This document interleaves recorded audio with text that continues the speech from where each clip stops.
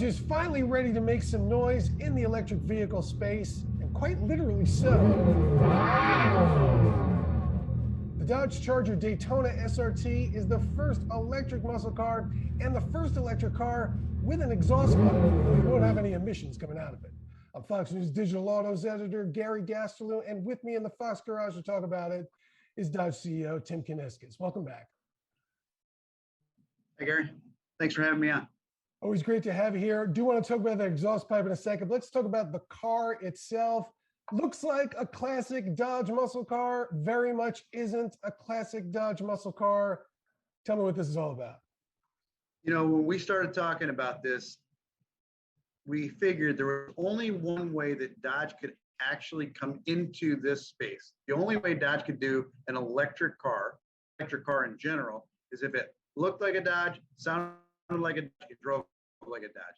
And then it being a muscle car adds a whole nother level of stress and anxiety on top of that. So we struggled with this for a while. I'm not going to lie. We were very worried about it.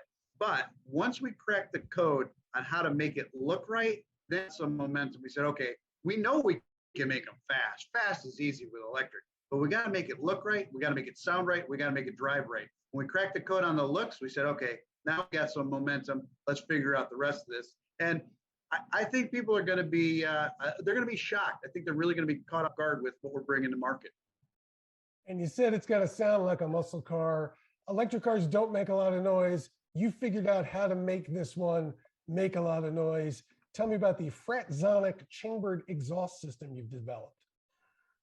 We actually have a patented exhaust system in this car. And I say specifically exhaust system because if you think about how sound is created in a car, really all sound is just the movement of air. So piston moves up and down, it creates volume, speed and volume of air through pipes, moves through a muffler, it gets tuned, we all the back of the car. Hellcat has a very distinctive sound. It's a quite loud sound.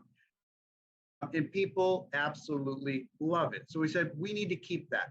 How are we going to do it? And the first idea came from, and you can see it in your mind when I say it, you've been in a cathedral before, you've seen a pipe organ. As soon as you see and hear a pipe organ, you envision the sound. We said, we need to create that exact same thing within electrification. We need to take every ICE car takes today, all of the inputs, throttle position, speed of opening of throttle, whether you're shifting, whether you're not shifting, load of the engine, whether you're decelerating, all of the inputs that go into making the difference in sound today, we need to then pipe those in to an algorithm to create the movement of air. The movement of air, quite frankly, would be no different than a speaker inside a car, which people have done. We said, we don't want to do that. We want to create the movement of air through an exhaust system, through pipes, through chambers, through mufflers, and then back out the back of the car through a tailpipe. It sounds like a subtle difference. It's not, because when I shape that sound differently, that pipe organ, and I set up the back of the car, that spatial difference in your mind hearing that is like the first time you ever heard surround sound in a theater.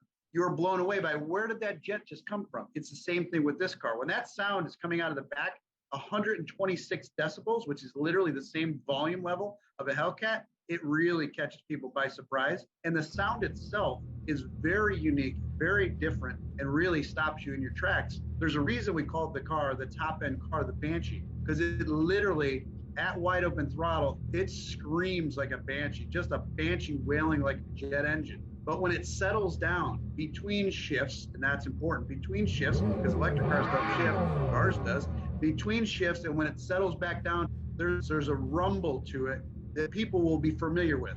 And they probably won't realize why, but the reason they'll be familiar with it is in that cadence of that rumble is literally the firing order of a Hemi V8. Now, you mentioned gear shifting. Electric cars don't typically have gears. They have one speed. It's like a rail gun accelerating in one. You've actually put gears in this, or are you simulating gear shifts in an electric car? Both. Electric motors have instantaneous torque. We all know that. They feel amazing. They're all powerful. They're all fast. Even the ones that aren't very interesting are quick and fast.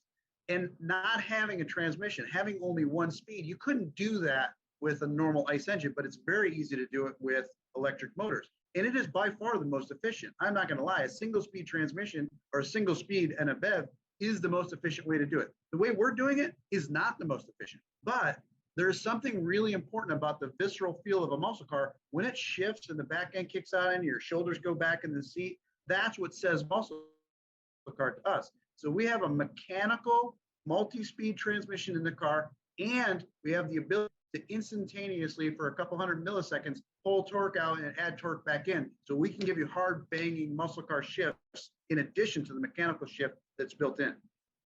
Now, what we're seeing today, technically a concept. You haven't revealed all the secrets and specifications of it. So what sort of numbers are we looking at with this vehicle? So the only thing that we committed to is I said that it will be more powerful and it will outperform all of the V8s that we have today, even the supercharged V8s. Now, today you sell about 125,000 Chargers and Challengers with V6s and V8s. They start in the low 30s. Is that the kind of car this is going to be? You're going to be selling it in volume? You're going to be selling it at a price point that starts there? Or is this a whole different prospect? Well, we're not talking about the pricing yet. That, you know, just because you transition to electrification, people aren't going to be prepared to spend a ton more money. Now, I don't know what the subsidies will be by the time we get to market, TBD on that.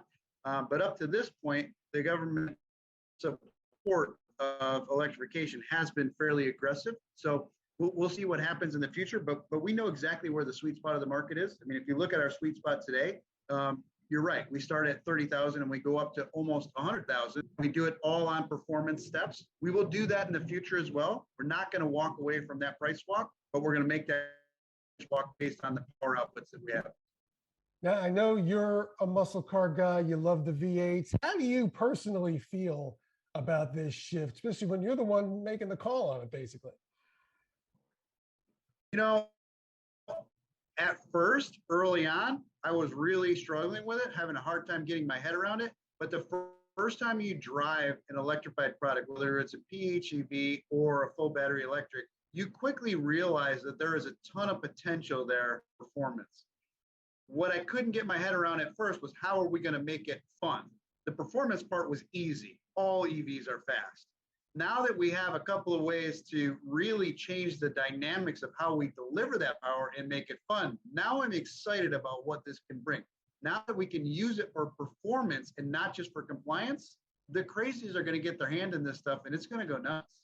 All right, Tim Knisis, Dodge CEO. Thanks for talking to us about the big changes coming to your brand. Thank you, Gary. And to read all about it and all the automotive news, head on over to foxnewsautos.com.